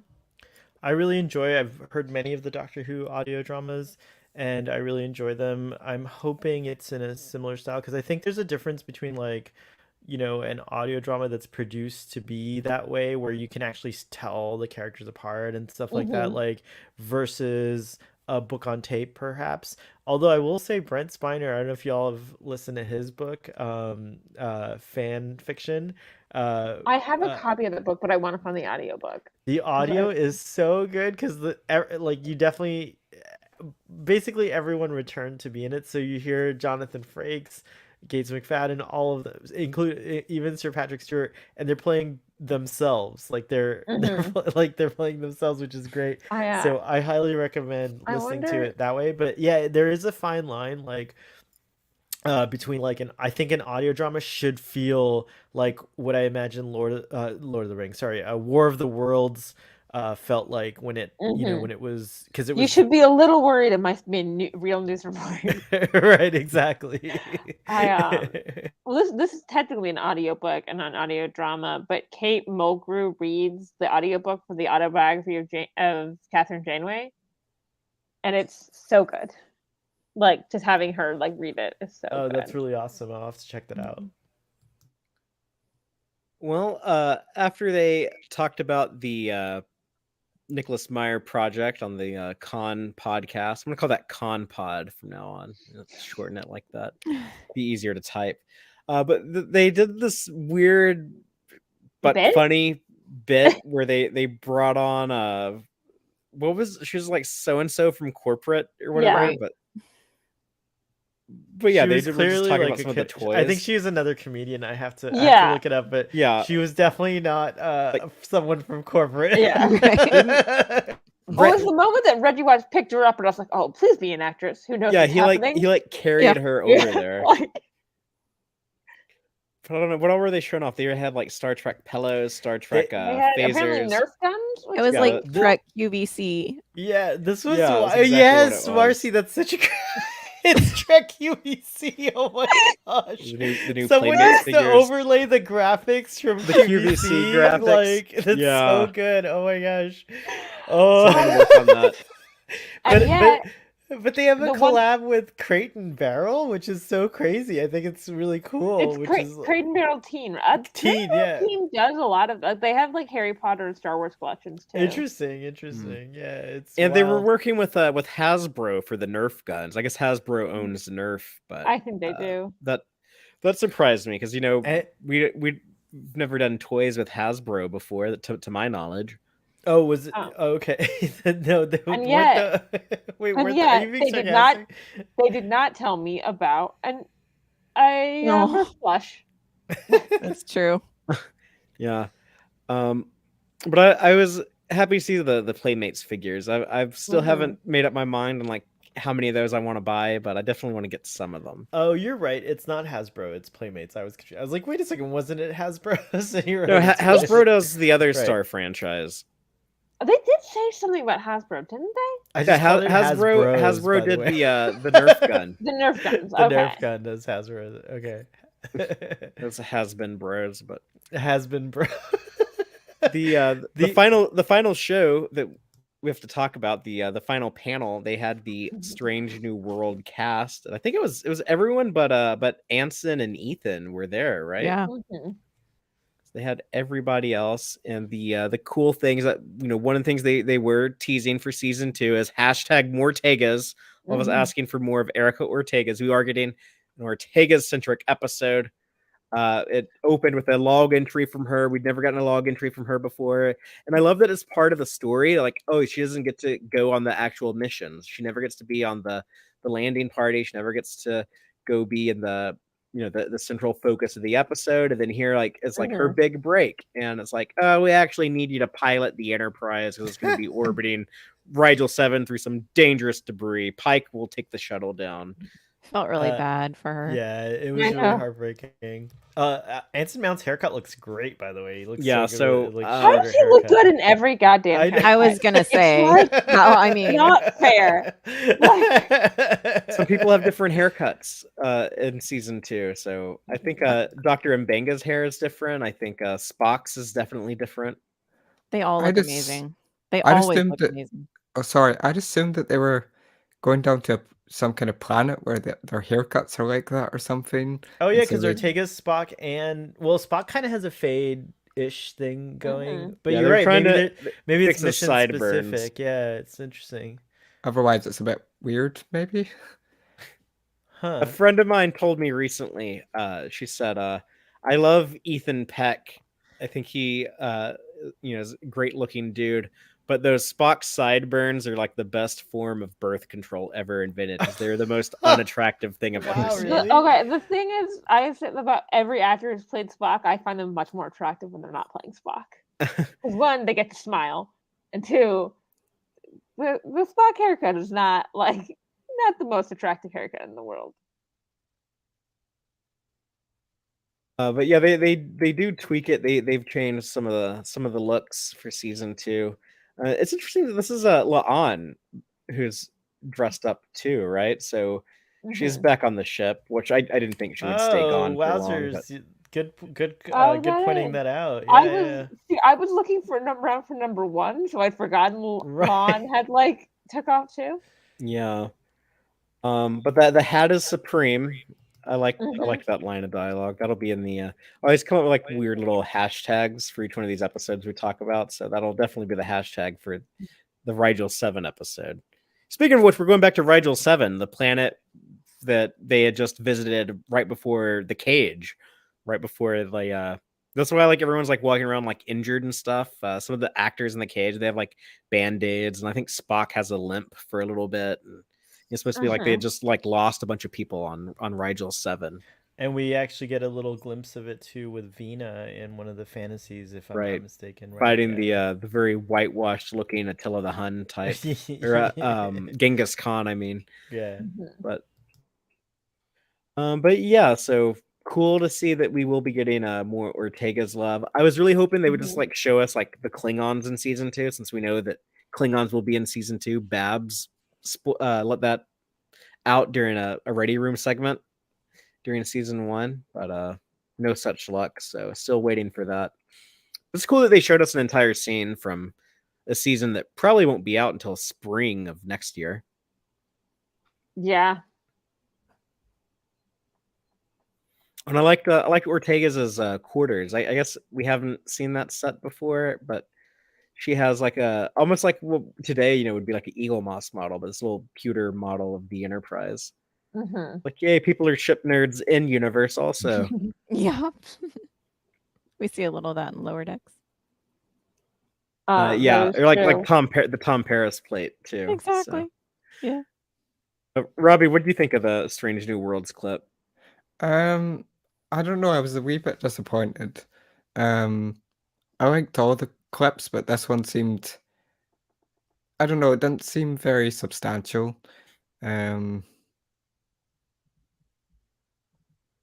Yeah, I mean, I don't think they want to give away too much for a show that doesn't come out for a while. And this is also, it's like there aren't any like visual effects in this, so it's something. Yeah, that was, like, that's what I'm betting. I'm betting none of the effects of the season are done yet. Yeah, so it's something that didn't require much to be presentable. But I think it's cool we're going back to Rigel 7 and doing something with Ortega's. So yeah, I just also liked seeing. I'm a huge fan of Melissa Navia on Twitter, and she's very she shares a lot about her journey as a performer to how she's gotten to where she is, and there's definitely a lot of goodwill and love for her. The character's so beloved already. It's like she's an instant hit. And like what you said, Father, there's the Mortega's hashtag, and they even said it during the presentation. Yeah. They even said, I think Rebecca Romaine, when she was introducing the clip, said Mortega's as well. So yeah, it's very cool. I think Melissa Navia is definitely like living the dream, so to speak, and it's wonderful to see her kind of like prosper. And she's a person who has suffered some personal loss. And, her husband just passed away at the beginning of the year, right? He got diagnosed with leukemia and then died very quickly after that. So yeah, so not something that she was expecting. He got to live long enough to see her get like this big break and get like this really great job on Strange New Worlds, and you get to be in Star Trek and stuff, and then got sick and died swiftly. So yeah, sounds like she's been through a lot. Yeah, and she's very she's just a very interesting and cool individual, and I'm really glad to see her get this moment, and also just to hear her. I don't think I've ever seen her like talk for so long, which was pretty cool too. Yeah, well, she was at the Strange New Worlds panel at Star Trek Las Vegas, but I didn't get to watch that because I had to run back to my room and do the Tex-Trek live show that we do every Friday at 7 p.m. Central. So that's the sacrifice I made. But I'm sure I'll get to see more of these actors in the future. Looking forward to more Strange New Worlds, and we have some more Strange New Worlds news, and that is that we have our engineer, our replacement for Hemmer, if he can be replaced. Maybe it's like he can never be replaced, but only what is it? What's the Valeris quote from Star Trek 6? I can never replace you. I can only succeed you. And so his successor, not his replacement, we'll say his successor is Carol Kane, who I thought when I first was watching it that it was Carol King, the singer, and I got crazy excited. Yeah, I wasn't gonna bring that up because I didn't want to embarrass you, but yeah. No, it's all right. I mean, Carol King should also be in Star Trek. Well, maybe she could be the next engineer after that. That would also be cool. But Carol Kane is also very cool. Yeah, she is. I love Carol Kane. She's like so like she's just like in her acting style has such like a weird energy that I'm like, oh, I'm interested to see how that's gonna work on this show. Yeah, she's kind of a unique get, for a Star Trek character. Like we don't see many women her age, get to be like a big meaningful role on the ship or something like chief engineer, right? So. By the way, she's most famous for being on Taxi and like a bunch of other great she's like things. an Oscar, like she's like Oscar nominated, right? Yeah, the Princess Bride and Princess Bride, of course, yeah. Yeah, and she was in the 90s Addams Family movies. She was the like grandma granny lady. I was always think of her on Unbreakable Kimmy Schmidt. It's impressive that like she's like in her 70s at this point. Wow. She doesn't, not to be shallow here, but she looks fantastic for a 70-year-old. Wow. Yeah. I don't know what's going on with that like badge next to her normal. Yeah, it's very curious. Starfleet badge. Yeah. Do you think her hair is regulation? Her hair? It gave me kind of Savick vibes. I was it's thinking still regulations, sir. If that hairstyle was regulation, this one definitely is regulation. At least with the curls, I was just thinking like if Deanna Troi can wear her hair, like right. That's what I was gonna say. If Troi can do it, Yeah, but I actually think that the hairstyle should work while you doing stuff with engineering? Absolutely not. Your hair should be back out of the way. No, she's also wearing one of the the skirt uniforms, like one of those dresses that they wear. So that, but I mean, we know that they'll switch back and forth. Like Uhura and Number One switch back and forth depending on what they're doing. So. But yeah, she's gonna be a unique engineer, like she's not like, I mean, the only other lady engineer we've ever had was B'Elanna Torres, right? And I'm not getting B'Elanna Torres vibes at all. So, and the engineer in season 1 of TNG, I'd like to point out that for like 1 episode or 2 episodes there was a chief McDougal, yeah. I forgot about that. Like there's so many engineers in that first season. Yeah, they had a revolving door. Picard even says in one of these, like, we'll have one of our chief engineers. I was like, how many chiefs you got in your engineering room? I wouldn't by nature there'd be one chief and then other engineers. Jill's pointing out the obvious to me, like Jet Reno. Yes, that's true. Thank you. But also, like, yeah, Jet Reno is a very different style than the Carol Kane character. You just tell by their looks. So.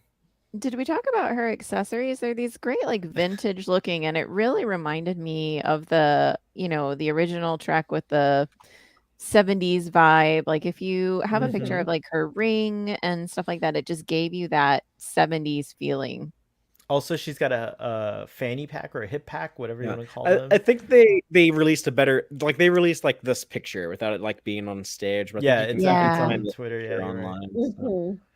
Right. I always think it's cool when I notice DeForest Kelly's ring in Star Trek. So I think that's a really cool. He had a ring that he wore. What was it, on his finger, on his pinky, maybe? On his or pinky. something? Yeah, it was very interesting and cool. Well, anything else on Strange New Worlds, on the clip or the Carol Kane news or the panel or anything?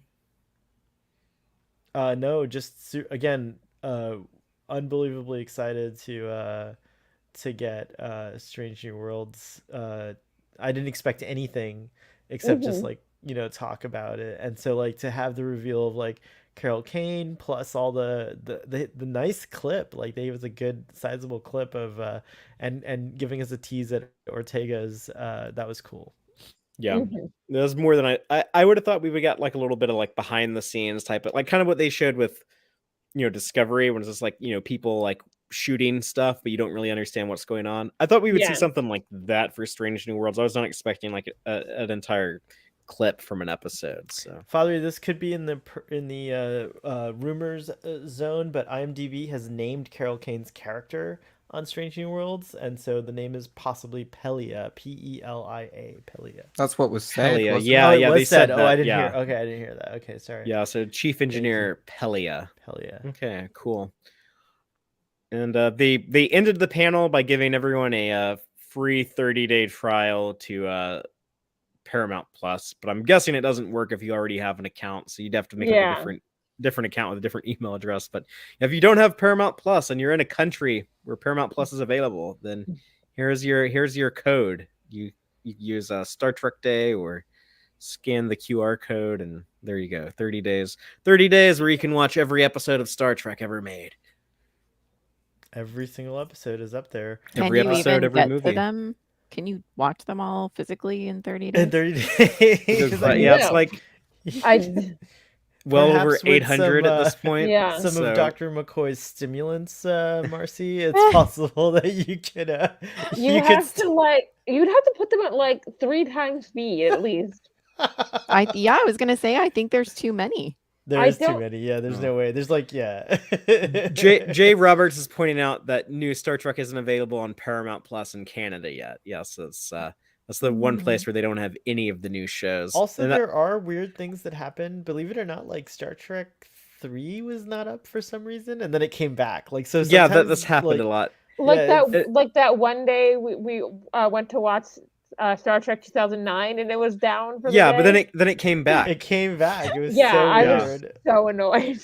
We're like in the UK with Robbie. They don't have Picard or Lower Decks on Paramount Plus. They still have to watch those on Amazon, right?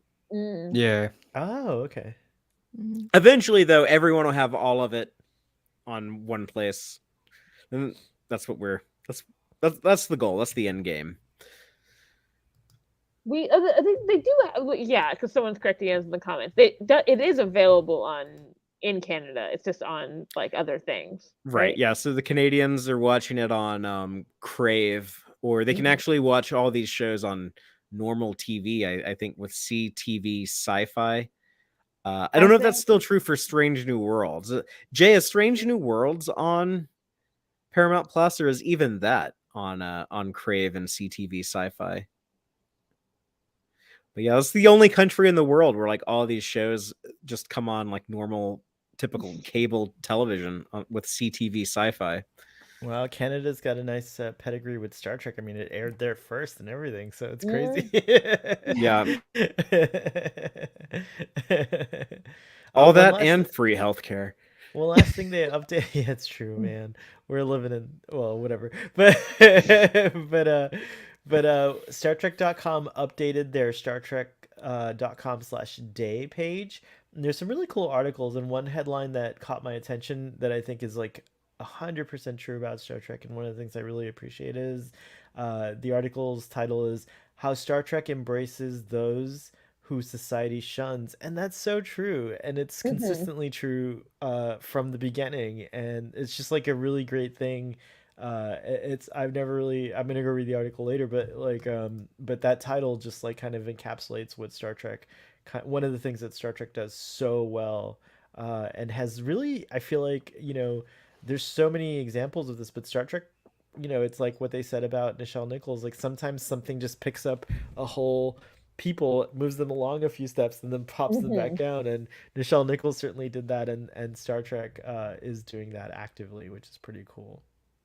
There's nothing like it. I mean, there's so many stories across all the different shows that you can relate to, and you can feel moved by. And all the shows have such a different vibe. It's really amazing to me. Because also the fact that it represents outcasts, you always have the outcast character. And you see so many great friendships. It's just really appealing. Yeah, you're right, Robbie. It is very much a one of a kind. There's nothing else quite like it. I think it's the best fandom, the best shared universe of fictional stories, and there's a lot of cool stuff on the horizon. So I'm continuing to enjoy this modern age. The what are we calling it? The platinum age. Age That was of official, Star right? Trek. Didn't they officially tweeted that, right? The Yeah, Latinum it's age. true. I don't know So- who invented it, But but I was saying it for a you, while now. you said it. You were the first I heard saying it. So. It's something I think spontaneously came about. My A lot of dog people Amos has come to tell me that the show has come to an end. So, does anyone have any final thoughts on Star Trek Day they'd like to leave everyone with?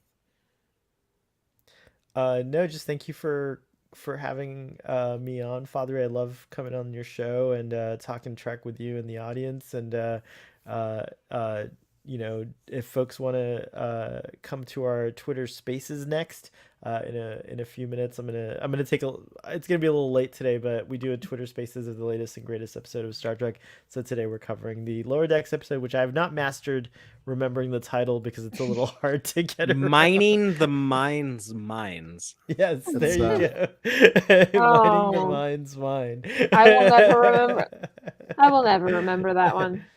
So come check us out on Twitter Spaces, and I think between here and other places we've talked enough about Star Trek Day, but we'll probably talk a little bit more about it there as well. Cool. And Rachel and Marcy, y'all are still doing the discotheque podcast, although y'all We're on a bit of a hiatus right we're now. on hiatus still. We are. Yeah, a little bit, and I'm also in the podcast Mask of Mayhem. But Rachel is a very active TikToker, so people should follow her on TikTok. I posted. Please don't let the video I posted for Star Trek Day flop. It took so much effort. I took all of my collectibles out for it. Oh, I gotta Everyone go see check it. I that haven't out. seen Did you put it on yet. Twitter share too? it. Is it on I put Twitter? it on Twitter too. Yeah. Okay. Okay, people need to go retweet it. Somewhere now you have to might scroll a little bit because I was tweeting out stuff that was happening today. I should probably retweet it to. You should, And- because I don't think I even saw it, and I know you're always on my feed. Yeah, I so- looked for your stuff and I didn't see it either. Oh. So If yeah, any- totally. If only there was anything that happened today that might have been grabbing the headlines or controlling the any breaking news or anything. My Twitter handle is Dramadork884, which is also my handle on Instagram and TikTok. And Marcy, you're also pretty active on Twitter, right? You did I the am. amazing Tex-Trek artwork. So that was so really fun. cool. Yeah, that was really fun. Yep. At Marcy London Art on both Twitter and Instagram. Yeah, so go get some commissioned artwork from Marcy. It's really, really great stuff. Thank Rachel, you, this video is awesome and your hair is on fleek. Thank you. And Robbie, the Earl Grey Trekkie, what do you got going on? And you're it's also 2 a.m. where you are too, so you're probably Yeah, ready it's nice for me, to see you, Robbie. Thanks for coming out. ready for me to end the stream. But what do you got going on? I'm just making some videos right now. I was having some trouble with the audio, but I think I fixed it. So I've got some stuff about Tasha coming up. Some stuff about Worf's Favre issues. Yeah. These are exciting topics and relevant, with Denise Crosby teasing a Yar appearance in Picard season 3, and With who Worf's, doesn't want to beat up on Worf being a bad dad? I was like, with Worf's father issues, do you mean Worf's issues with his own father, or Worf's issue with being a father? Because both Worf's I was like, issues so with being a common. father. Yeah. I wanted to follow up as well, but I was scared. a Trekkie friend of mine, Will Wynn. Oh, it's his birthday today, by the way. Happy birthday, Will. Oh, well, yes. happy birthday, Will. It It's is. also Dr. Sir Patrick's birthday. Yeah, Dr. Patrick Patterson's birthday, and a few more folks. There's must be cool to have Star Trek Day as a birthday. But yeah, it must be. One of the things Will said as becoming a parent, as he says, he always looks as being a dad is, what would Cisco do, and what would Worf do, and be like, okay, do the Cisco thing and avoid the Worf thing, and you'll be a good dad. So probably good advice. Mm-hmm. But we will be back live. If you're checking this out tonight, we'll be back live tomorrow on Friday at 7 p.m. Central for the weekly Tex-Trek show, where we will be discussing this week's episode of Star Trek Lower Decks. You can also listen to that wherever you get your podcast, and we'll be covering each and every episode of Star Trek every week. Otherwise, though, I'll have to say goodbye and good night. But until next time, live long and prosper, y'all.